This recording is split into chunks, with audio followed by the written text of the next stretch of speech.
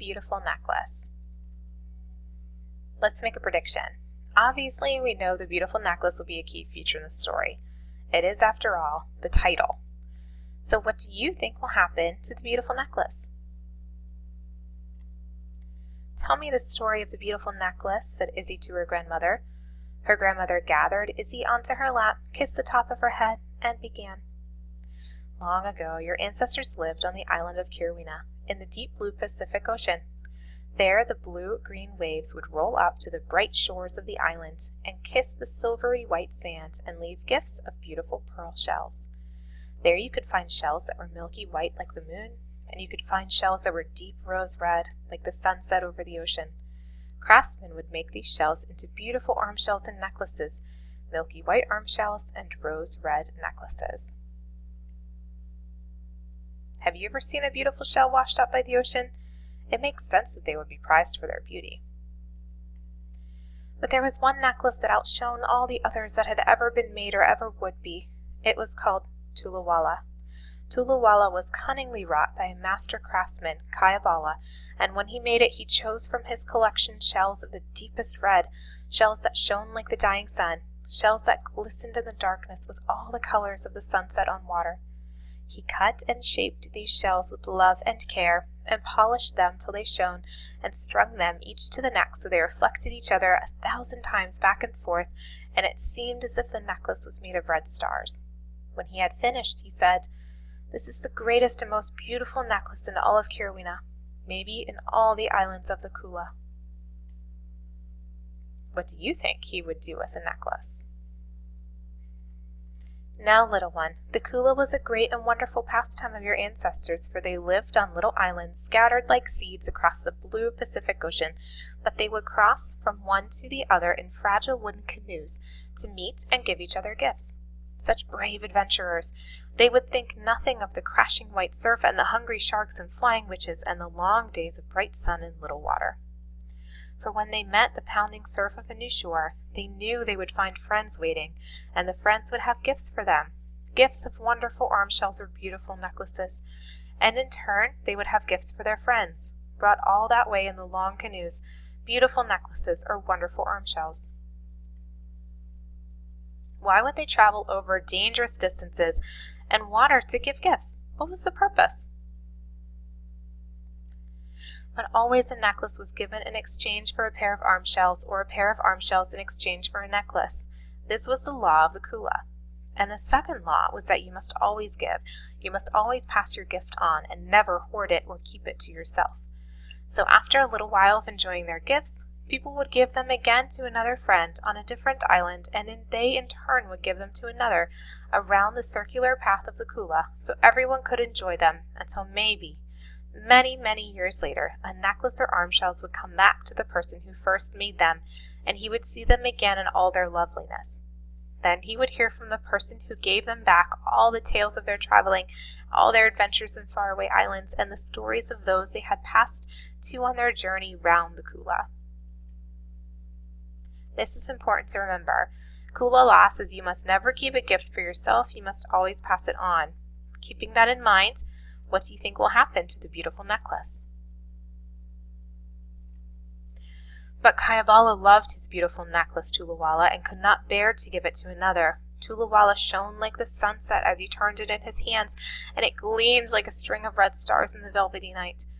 Kayabala said to himself, "I will just keep it a little while before I send it out on its travels," and he put it in a basket in a dark corner of his hut.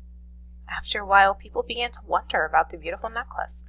When would Kayabala give it away? Who would he give it to? But the necklace never came out of his hut, and when he went on the Kula he only took other lesser necklaces or arm shells.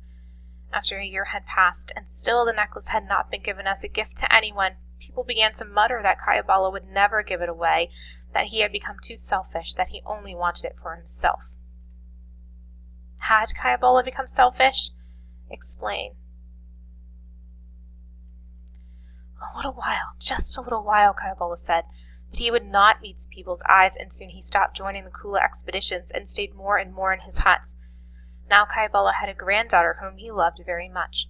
Her name was Lapani, and she had long black hair that was braided with beads and clear brown eyes, and she loved her grandfather in return. She would often visit him in his hut, and sometimes he would take Tuluwala the beautiful necklace to show her, and she would marvel at its loveliness. Kaybola would not give his necklace away, but he will show it to someone. Who will he show his necklace to? But after a while, Lapani started to notice that the necklace did not shine as much as it had, and the colors seemed dull. Tuluwala is sad, grandfather, she said. It wants to go traveling. It wants to be shared by others. It wants to be seen and admired, and then given again and again as a wonderful gift. Kaybola looked down at his granddaughter and sighed. You are right. I must give it, but how can I? There are no arm shells in the world as beautiful as this necklace. How can I give it to anyone when they cannot possibly give me back a gift as beautiful? And he put the necklace back in its basket and shut the lid. What is Kaybola afraid of? A few days later, a Kula expedition came to Kirawina, and Lapani went out with all the people of the island to greet the newcomers. There was feasting and laughing and storytelling, and then there was the important business of the Kula. Among the men, Lapani saw a young boy, Danny, just old enough to be allowed to join the expedition, who had with him one small pair of arm shells. Lapani could see he had made his arm shells himself because of the proud way he carried them. Danny needed to find a partner, a friend that he could give the shells to and in return receive a necklace so that he too could be part of the great adventure of the Kula. Do you think Danny will get the beautiful necklace? But no one approached Danny to take his gift, and he began to lose any hope of finding a partner. The arm shells gleamed like his pearly teeth as he smiled sadly at the milky white moon above the palm trees, and Lapani saw that although his arm shells were small, they were very special. Lapani ran to her grandfather's hut, and she took Tuluwala the beautiful necklace from his basket, and she ran down the beach to Danny. Here, she said, holding it out. This is Tuluwala. It comes to you from Kaybola of Kirawina. May it bring you good fortune in Kula. And as Danny touched the necklace, it started to gleam with all the deep red colors of the sunset, to shine like 1,000 red stars in the deepest night. Kaybola came running down the sand when he saw what Lapani was doing, but when he saw how the necklace gleamed and shone in its new owner's hands, he smiled. You are right, granddaughter, he said. I should not hold on to my necklace and hoard it. Its beauty is meant to be shared and passed on. Good fortune to you, Danny. May you enjoy Tuluwala for a while and then give it well. In return, Danny gave them his little pair of arm shells, and Kaybola smiled and said, This is your very first Kula gift. You will remember it always, all your life, and so, though it is small, it is very special, and I am glad to have it in return for the beautiful necklace Tuluwala. Remember, this is Danny's first Kula gift, and it means a great deal to him. What does that necklace represent? So what happened to the necklace, Grandma?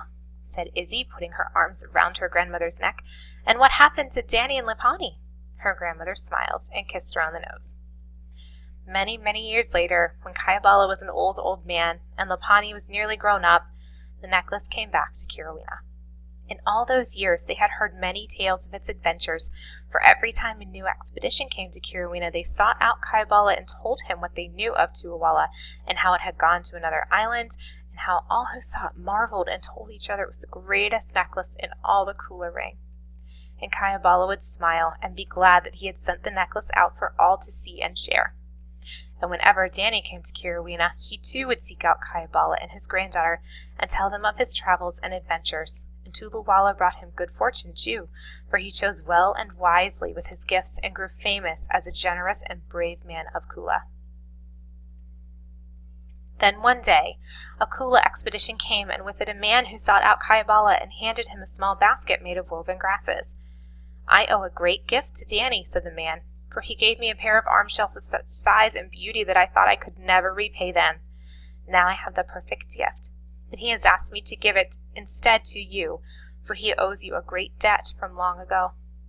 Then the man smiled and opened the basket, and in it was Tuluwala, the beautiful necklace, glowing even deeper red than Kaybola remembered, gleaming with the light of a many-colored sunset across the sea, shining like a string of 1,000,000 red stars.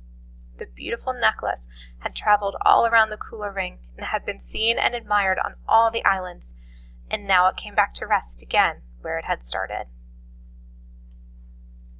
The necklace is now back with Kayabala, just as the legend said.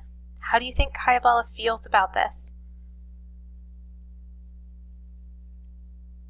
Kayabala was so happy to see it that the tears shone on his face, and he took the necklace in his hands and turned to his granddaughter. Tulawala has seen many places and many owners, he said, but it would never have left this hut if not for you, Lapani. So now I give this beautiful necklace to you, to be your very own and to do with it as you will. Lapani put the necklace round her neck and she smiled, and the necklace gleamed beneath her dark braids like red stars, like a sunset on the sea. So did she keep it, Grandma? Said Izzy. And as her grandmother smiled and touched the deep red necklace round Izzy's neck and said, No, little one, Lapani kept the necklace till she married a man she had first given it to, Danny, who had loved her from the moment he saw her on the beach. And then she gave it to her daughter. And a long time later, her daughter gave it again to Lapani's granddaughter. And that is you. Yes, said Izzy happily, fingering the beautiful necklace around her neck. That is me. We are now finished with the story, The Beautiful Necklace. Please give me a green check to let me know you have finished with the story. I will have an exit ticket for you.